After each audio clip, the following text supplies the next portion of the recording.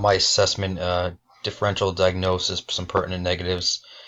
Patient didn't complain of shortness of breath at any time. There was no cough, dry, or productive, and there was no sudden onset of chest pain. So, no recent, long traveling, sitting down, or anything like that. So I'm not gonna think about pulmonary embolism.